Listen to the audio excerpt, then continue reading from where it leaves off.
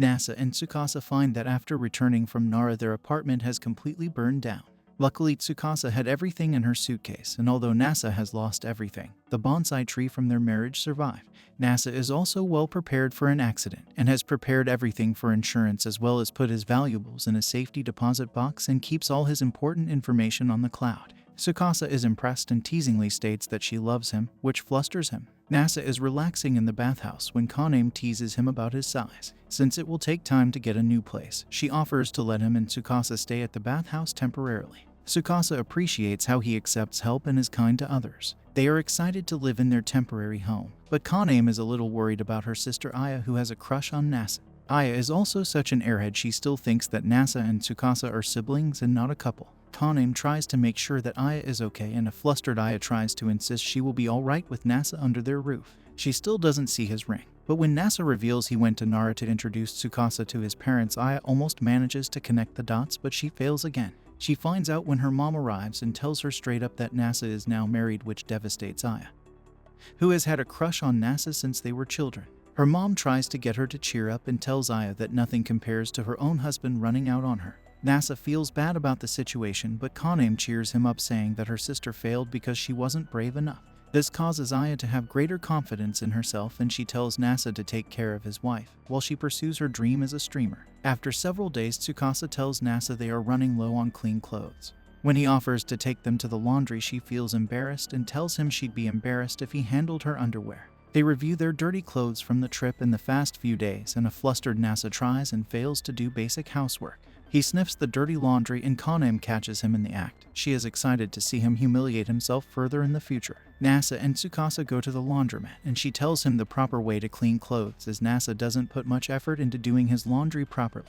Embarrassed, she later reveals since she ran out of laundry, she is only wearing her tracksuit and nothing else, which shocks Nasa. Nasa takes a picture of her, feeling like this opportunity is too rare to pass up. Kaname orders Nasa to take Tsukasa to go clothes shopping so that she will have enough clothes, and that if he fails she will revert from wife to friendly roommate. Tsukasa doesn't feel shopping is necessary, but Nasa points out that a lot of their clothes burned in the fire, and he secretly wants to see her in different outfits. They go to Harajuku, where Tsukasa tries on different outfits. He finds one of her outfits very cute but too revealing for him. He helps to pick out another outfit and then helps her pick out underwear. He feels embarrassed to be in the underwear section, and she holds his hand to make him more brave. They decide it's better for her to pick out underwear herself, and she drops him off when he looks creepy, although he is shocked at the price of the clothes. They eventually finish shopping, and on the way home a flustered Nasa asks if could maybe one day see her in cute underwear. Too embarrassed, they drop the subject. Although they enjoy being guests at the bathhouse, Nasa finds the room a bit old-fashioned and looks forward to moving out eventually.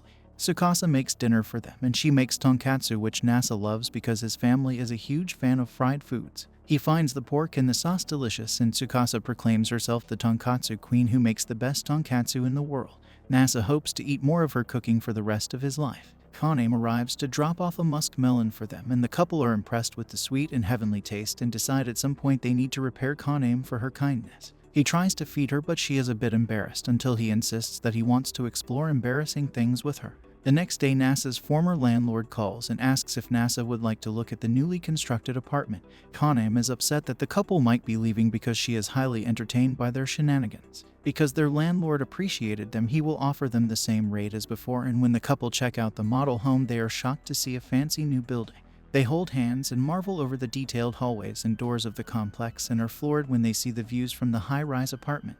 They find a bath with a view, and Tsukasa imagines baths in the winter while Nasa is excited about potential bath time together. The two marvel over the huge bed that is much larger than their former futons. It turns out that was the wrong model home, and their apartment will be much more humble. Nasa hopes to work hard to afford a place like that one day, but Tsukasa feels that wherever they live she would be happy because she would make it their home. Kaname details her life working at the bathhouse, where she wakes up at 5:30 in the morning every day to clean the bathhouse, and then she eventually goes to school. When Tsukasa volunteers to help her clean and run the bathhouse, Kaname refuses because she is a guest. But Tsukasa insists that although her family is kind enough to let her stay, she feels uncomfortable being at the bathhouse without helping in some way. Kaname eventually lets her help clean, and Tsukasa discovers that most of the cleaning has been automated by Nasa's machines when he was helping the bathhouse innovate. She assigns Tsukasa to clean the hard-to-reach spots, but is impressed when Tsukasa easily cleans the bathhouse spotless. When they refill the fire for the hot springs, Kaname thanks Tsukasa for saving Nasa's life, as she greatly admires him and he has helped her family so much. Tsukasa feels happy too, to save someone and then eventually grow to love them.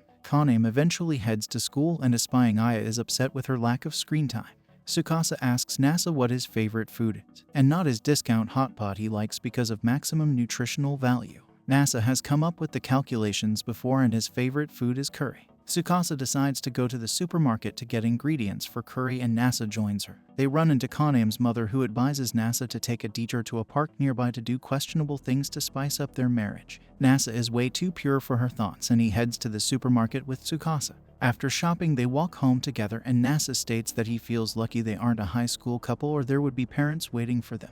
Tsukasa teases him for leading them to an abandoned park by accident and wonders if he had any exciting thoughts in mind. Nasa insists that he was only planning on kissing Tsukasa. She feels too self-conscious to kiss because she ate a garlic bun that night, which crushes Nasa's spirit. Tsukasa admits she finds the park peaceful because it feels like they are the only ones in the world. Suddenly, Nasa grabs and hugs Tsukasa from behind and he finds her very soft. A little shook, Tsukasa admits that the hugs feel nice, and Nasa asks if she feels happy to be married to him. Tsukasa feels happy to be married to him because she experiences and feels new things every day and the two embrace. And this is all for this video. Make sure to subscribe if you enjoyed it and I will see you in the next one.